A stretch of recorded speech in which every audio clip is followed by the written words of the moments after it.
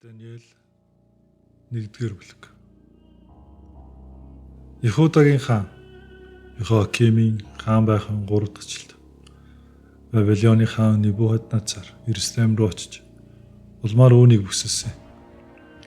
Тэгэхэд эзэн Ихудагийн хаан Йохиакимийн шүтээний өргөний эд хэрэгслүүдийн хэсэгтэй хамт түүний гарт өгсөн. Тэрбээр тэдгийг Шинарын нутаг руу өөрийнхөө шүтээний өргөөрөө зөөсөн. Мөн тэрбээр эд хэрэгслүүдийг өөрийнхөө шүтээний өргөөний эрдэнсийн сан руу оруулсан.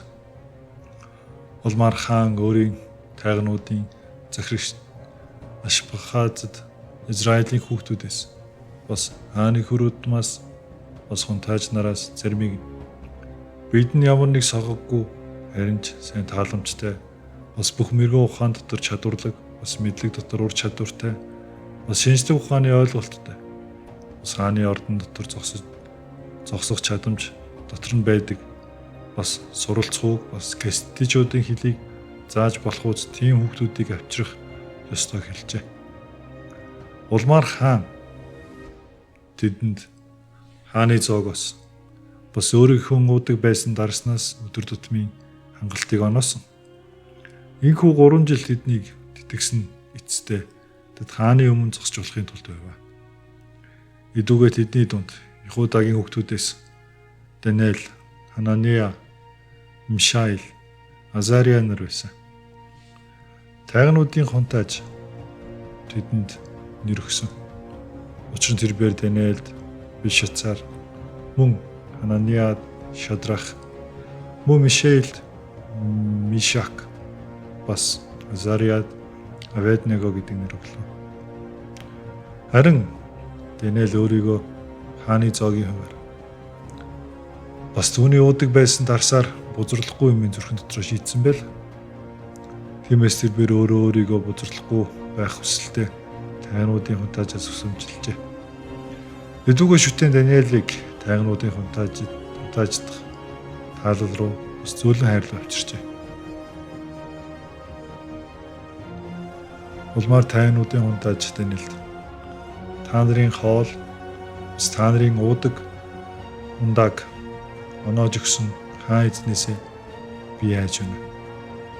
Учир нь тэрбээр яагаад та нарын нүр царайг та нарын төрлийнх байдаг хүүхдүүдийнхээс дор таалагдах үз байдалтайгаар харах ёстой гэж. Тэгвэл та нар намайг өөрийнхөө толгойг хааны өмнө аюул оруулахад хүргэнэ гэв. Дараа нь тайгануудын хунтаажийн Даниэл, Ханания, Мишаил, Азария нарын дээр төмөлсөн байсан Мэлцарт Даниэл хэлж өөрийн зарц нарыг 10 өдрийн туршихыг би танаас хичээнгүлэн гуйж байна. Тэгээд тэд бидэнд идэх ногоо бус уух ус өг. Дараа нь таны өмнө бидний царайд өрөх. Бас хааны зоогийн хуваас иддэг хүүхдүүдийн царайд өрөх харж шинжигдэг. Тэгээд та харж бугаараа өөрийнхөө зарц нарт хандаач гэв. Тиймээс тэрбээр тэдэнд энэ асуудал дээр зөвшөөрсөн бөгөөд тэднийг 10 өдөр туршижээ. Улмаар 10 өдрийн эцэст тэдний царайд өрөх махбодоор хааны зоогийн хувийг идсэн бүх хүүхдүүдээс ч илүү үзэмжтэй бас илүү тарган харагдав. Мэлцарын инхүү тэдний хоолны хувийг бас тэдний уух ёстой байсан дарсыг зээллээд удмаар тэдэнд ногоо өгсөн. Энэ 4 хүүхдийн хувьд шүтэн тэдэнд бүхий л суралцах ба мэрэгэн ухаан дотор мэдлэг бас чадвар өгчээ. Мөн Даниэл бүх үзэгдэл ба зүуд дотор ойлгохуйтай байл. Эдүүгээ тэрбээр тэднийг оруулах ёстой хэмээн хаан хэлсэн тэрхүү өдрүүдийн эцэст тэр үед тайгануудын хунтааж тэднийг Небухаднецар хааны өмнө авчирва.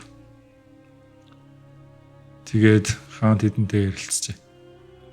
Тэгэхэд тэд бүгдийн дунд Даниэл, Ханания, Мишаил, Азария нартай адилхан гандж олцсонгүй. Тиймээс тэд хааны өмнө зогсдог болжээ. Улмаар өөрийнх нь мэрэгэн ухаан ба ойлгох хүн бүх асуудал дээр тэднээс лавладаг тэр бүх зүйлд тэд өөрийнх нь хамаг хил хязгаар дотор байсан бүх шидтэн бас зурхаачдаас 10 дахин илүү дээр болохыг хаан олж мэдсэн. Тэгээд Даниэл бүр Кори шааны нэгтгэгчид хүртэл өргөжлүүлсэн.